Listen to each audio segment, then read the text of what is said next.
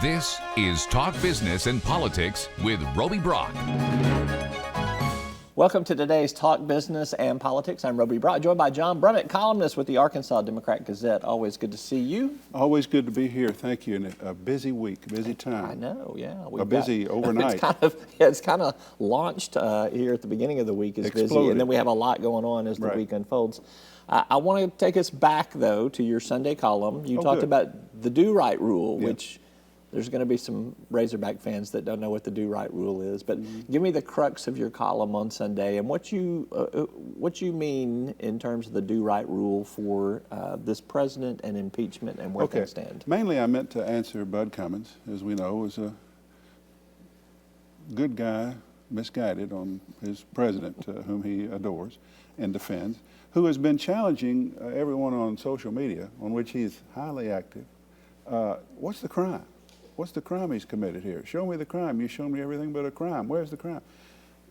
Just as a matter of course, impeachment is a political process based on undefined high crimes and misdemeanors borrowed from English and American common law that refers to a general abuse of authority, and Alexander Hamilton himself said this is not something for which you have to have a criminal citation. It's a political action based on an unfitness to serve, and it's a political decision. Therefore, you don't have to have a citation in the criminal code. So I was seeking to explain that.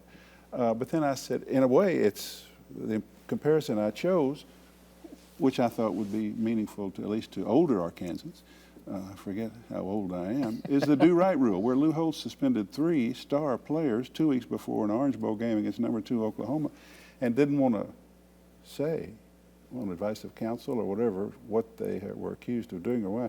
And he said to badgering reporters, they broke the do-right rule, which has become part of, I thought, part of the state lexicon. It simply means whether there's a law, whether there's a rule, you got to do right. You know better. You know better. Yeah. And to call a foreign leader and then to openly ask the Chinese, hey, investigate this guy who may well be my general election opponent.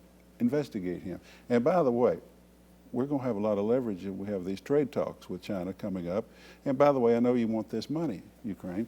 Doesn't say them in the same sentence to avoid it. Basically, that's a pretty clear violation of the do-right rule, as even Republicans will attest. And I'm just saying the Democrats have the right and the justification, should they choose, and I'm not sure that they should, to go forward with impeachment on what is sort of a big stakes do-right rule violation.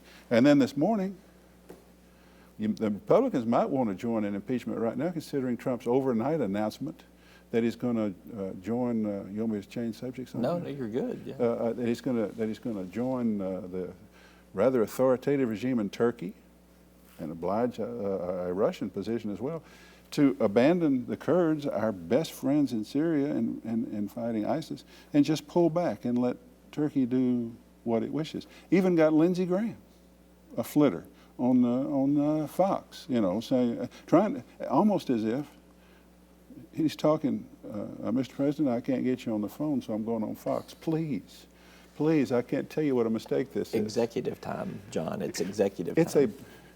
It's a bizarre action, seemingly out of the blue, and it again, if we are to pursue a theme, it suggests that Trump admires authoritarian regimes and authoritarian actions more than cooperative international alliances that are more typical of our country. It's a big part of who he is and what he is. So who knows where this thing's going on impeachment. Otherwise, we got a second whistleblower. We got other officials who may want to sign on and say, we're aware of this thing that the whistleblower alleged. It's people who say they know how this is going to end do not, because this is moving fast and toward some sort of collision, I think. I think this is why you see some complicated GOP messaging. You have some staunch defenders of the president who have come out and basically thrown spaghetti at the wall. You've got a few that have tried to slough it off, like a Marco Rubio. It's like, I wasn't serious about that. Yeah, he's just joking. He was pretty serious about that, I think. He's just talking. And then you have some that are just stone cold silent, which probably is the best tactic at this point in time, because you don't know what's about to happen. Your I call him your friend, just your friend Tom Cotton, because he's on here so much. You just love to. For some reason, there, you'd rather I not say that, so that's why I say it. But I'm friends with you, and I'm friends with all of the people that we interviewed, John. It doesn't have to be an adversarial relationship here. It can be a hold them accountable relationship. We just got your philosophy of interviews. The record. I've always had adversarial relationships, but what was the question? Yeah, the Republicans, they need a message, but you know what you need? Even the best spin doctoring, even the best messaging is going to require a point and a virtue, even if it's only an element. They can't, the president is out of control. He says crazy things. We all knew it. We're not going to, we understand this is the Republican view, I think. We understand the politics of it, which is that the base is solid and the Democratic action may backfire on them, but we don't want to get, we don't want ourselves to get too aligned with him, because there may be more coming out with subpoena power and who knows. So let's just, and Cotton and others have been largely silent. They say a few things that are sort of off the point. They defend on something else, or they attack Biden. That's handy. Well, what about Hunter Biden? But they don't have a message, because even the slickest, most cynical message needs to arrive at a seemingly virtuous essence or point, and they can't, and some sort of reliability, and they don't have it yet. There's too many cans of worms that may still open and complicate this a little bit more. Frank White said this could open up a box of Pandora's. Yeah. All right, let's move to the Little Rock School District. It's going to be a big week for the Little Rock School District here. Meeting later this week. The state plan is out there for how they want to move. The votes clearly are there to do that. Do you think there'll be any changes to what the state has proposed, based on the conversation that's been out here? You just asked me a billion-dollar question. Yeah. Will there be any changes, John? Here's, as we speak, once again, we record at a time that is mildly inconvenient.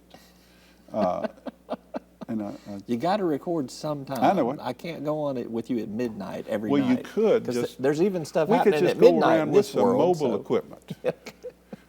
And just, now here, we're recording at 10 or 10:30, 10 as we always do. At 11, Mayor Frank Scott will be surrounded by 8 of the 10 city directors. The 2 who aren't there are going to be in support, we're going to be told. And Mayor Frank Scott is going to seek for Little Rock to intervene with a better idea or a plea. Governor, Commissioner Key, State Board of Education, this is destructive to the state's capital city, and we're trying to build a new city here, and education is a component.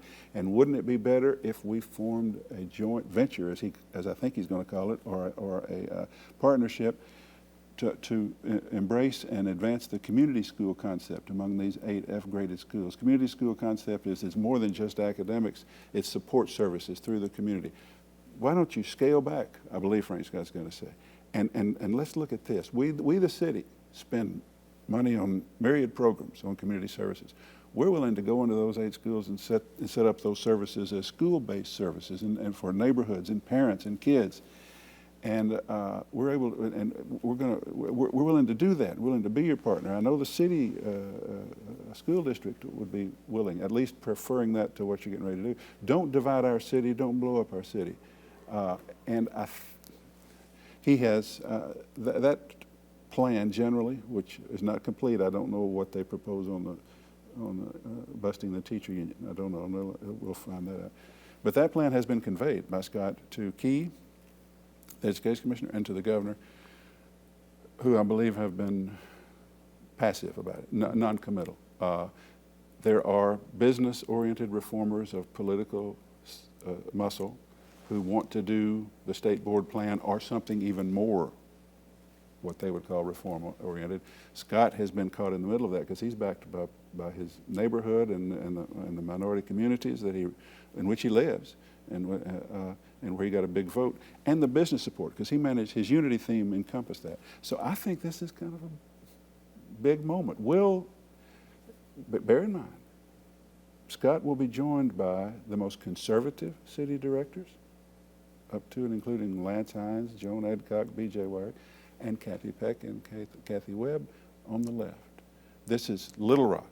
It's governing board saying, Asa, Johnny, back off for a minute and let's work together. Yep. How will they respond?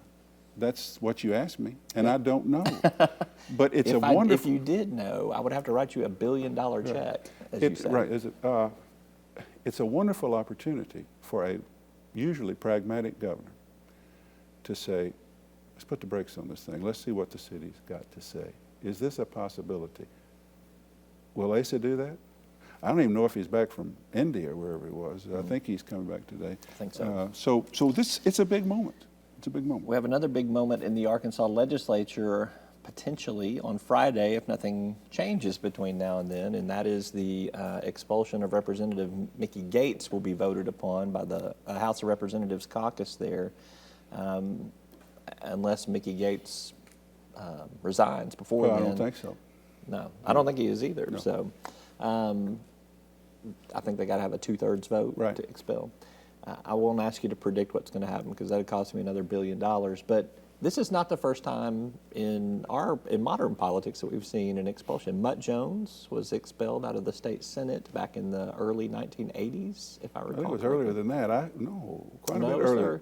It was early 80s from the news clip that I have. So 80, 81 maybe? Very early 80s.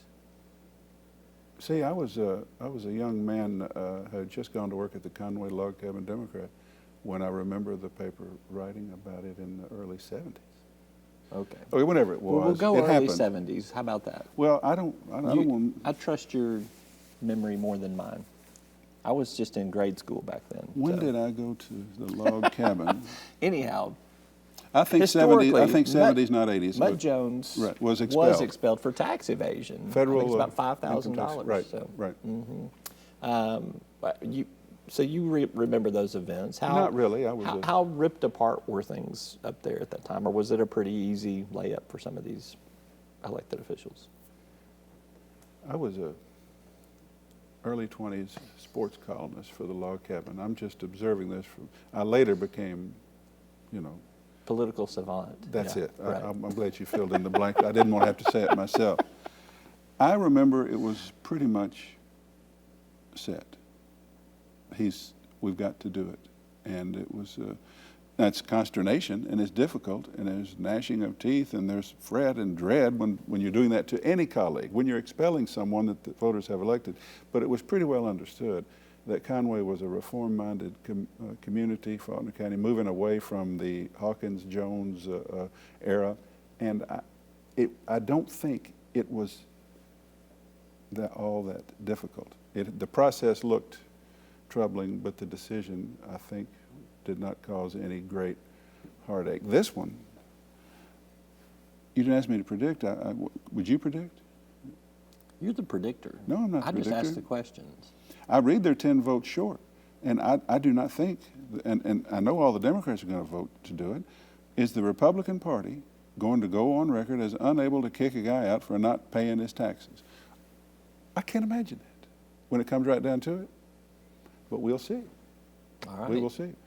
That'll be Friday, We'll see. When a commentator says we'll see, that is euphemism for I don't know. but there's very little that John Brummett does not know. But this is one of them. I don't know how that's going to turn out. And then he may turn around and run again, and maybe the Constitution means if he gets elected, he can't be kicked out. It's weird. This is a weird time. These three stories, Trump, schools, and this, wow. John Brummett, always good to see you. Take care. All right. You can catch him in the Arkansas Democrat Gazette 3 days a week and a 4th day online. That is all for today's program. I'm Roby Brock. Thank you so much for tuning in. We'll see you next time. You'll find us at the end of a lot of long country roads, covering over 60% of the great state of Arkansas. Our 17 electric distribution cooperatives are working day and night to provide reliable, affordable power to over 500,000 homes, farms, and businesses, just like yours. The Electric Cooperatives of Arkansas, your local energy partners. Each day, the promise of our nation begins again. Arkansas and America moving forward. I help make that promise a reality. It's not for everyone, but people everywhere depend on us. Oh, I love you too, sweetie. Trucking delivers, or everything stops. And that's what drives me.